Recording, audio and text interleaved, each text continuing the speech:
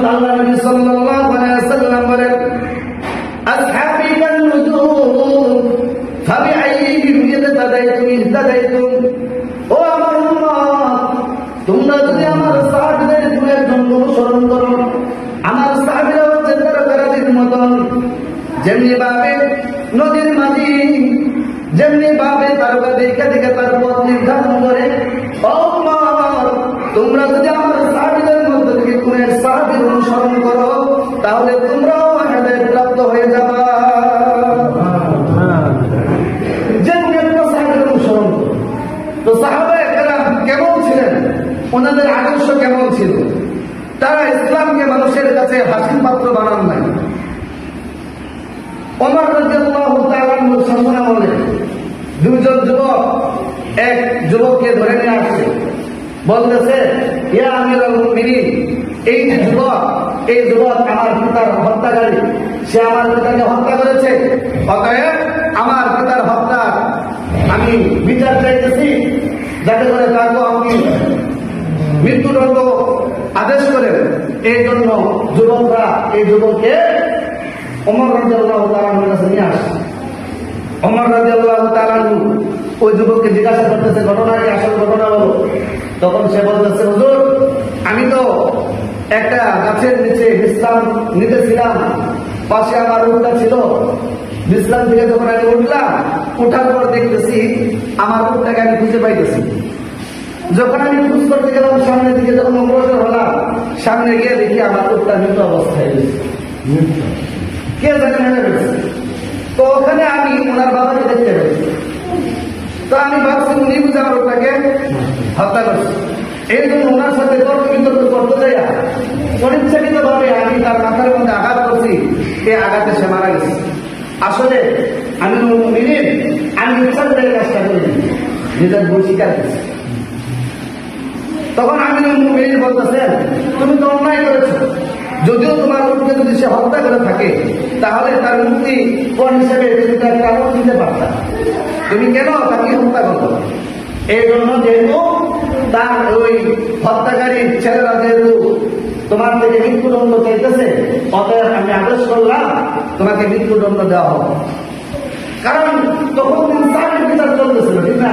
তখন তার ইনসাফের বিচার ছিল না যে আমিরুল মুমিনিন ওমর রাদিয়াল্লাহু তাআলা আনহু আল্লাহ তাআলা অর্ধ পৃথিবীর বাদশা বানাইছেন, এমন রাজনীতি করছেন, এমন ভাবে দেশকে শাসন করছেন যে বাঘ এবং হরিণ এক ধারে বানিয়েছে। তাহলে আমরা বুঝেন কেমন ইনসাফের বিচার করছে। তো বলতেছে যে তোমাকে মৃত্যুদণ্ড দেওয়া হবে। তারপরে যুবক বলতেছে, আমিরুল মুমিনিন, ও ওমর রাদিয়াল্লাহু তাআলা আনহু, খলিফাতুল মুসলিমিন, আমাকে একটু সময় দেন, কয়েকদিনের জন্য একটু সুযোগ দেন।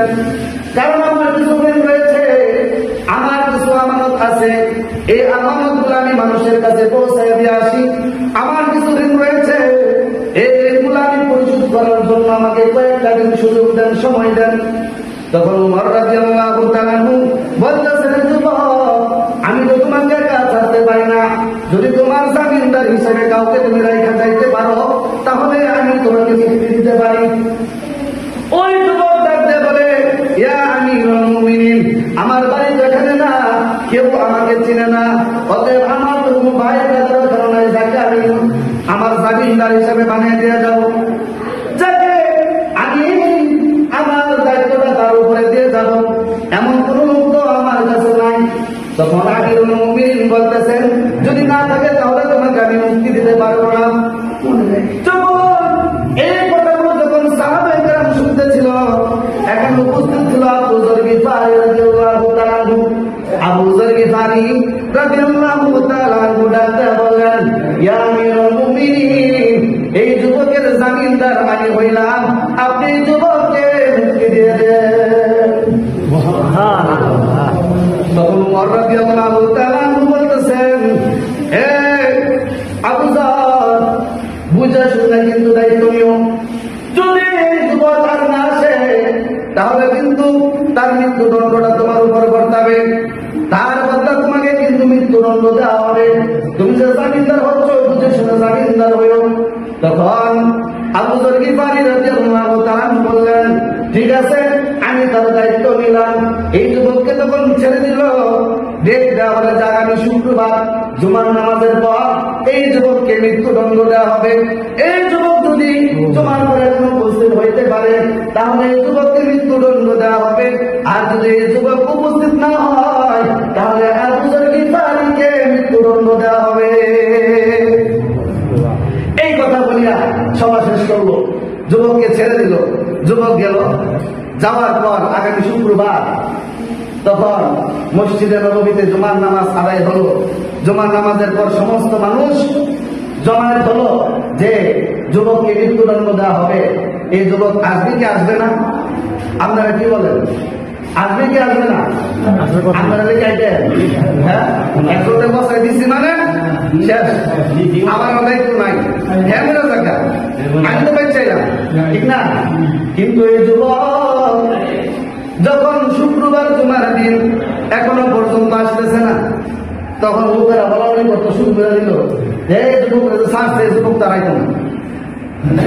শুধু শুধু আবু যর গিফারী তার দায়িত্ব নিল, একটা নিষ্ঠাবান সাহাবী, তার কারণে আজকে মৃত্যুদণ্ড দেওয়া হবে তাকে।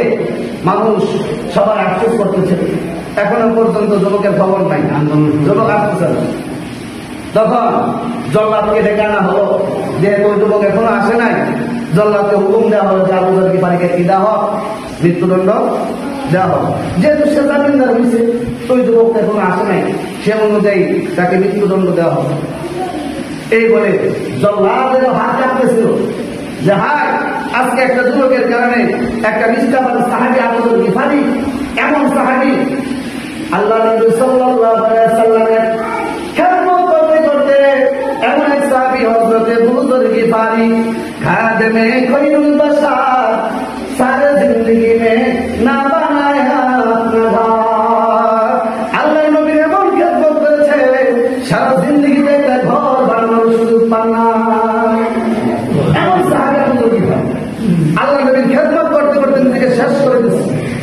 এই নিষ্ঠাবান সাহাবীকে আজকে মৃত্যুদণ্ড দেওয়া হলে একটা যুবকের কারণে সবাই আফসোস করতেছে। জল্লাদের সামনে একটা নাগা আবার একটু দাঁড়ায় যাক, সাহস পাইতেছে না এই সাহাবীকে হত্যা করবে।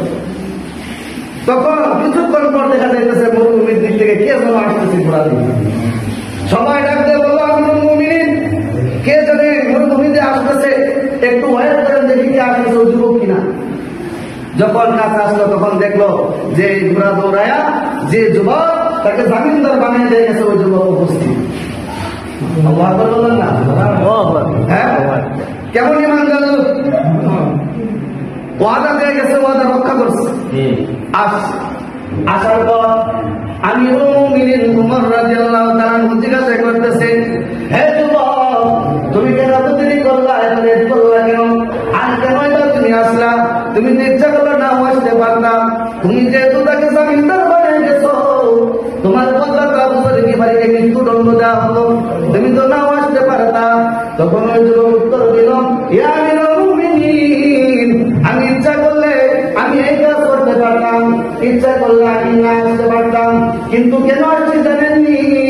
আমি এই জন্য আসছি যাতে করে কোনো বিধর্মী, কোনো কাফের বেঈমান, কোনো ইহুদি খ্রিস্টান, কোনো মুনাফিক যাতে এই কথা বলতে না পারে যে মুসলমান ওয়াদা দিয়া ওয়াদা রক্ষা করে না। এই জন্য আসছি যাতে কোনো বেঈমান এই কথা বলতে না পারে যে মুসলমান ওয়াদা দেয়া সে ওয়াদা রক্ষা করে না, ওয়াদার খেলাফ করে। তখন ওমর রাদিয়াল্লাহু তাআলা আশ্চর্যান্বিত হয়ে গেলেন। আবু যর গিফারী রাদিয়াল্লাহু তাআলা জিজ্ঞাসা করলেন, ও আবু যর, তুমি তো এই যুবককে চিনো না, তার বাড়ি ঘরও চিনো না, তুমি কেন তার জামিনদার হইলা?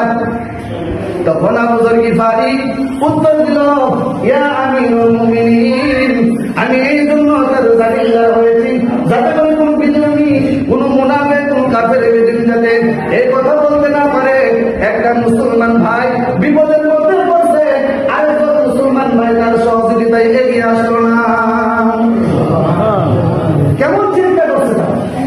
একজন মুসলমান ভাই বিপদের মধ্যে পড়ছে, আর আমি তার ভাই হইয়া মুসলমান, আর মুসলিম আবুল মুসলিম আল্লাহ নবী বলছে মুসলমান মুসলমানের ভাই, অতএব আমার ভাই বিপদের মধ্যে পড়লো আর আমি তার বিপদে আগে আসবো না, এই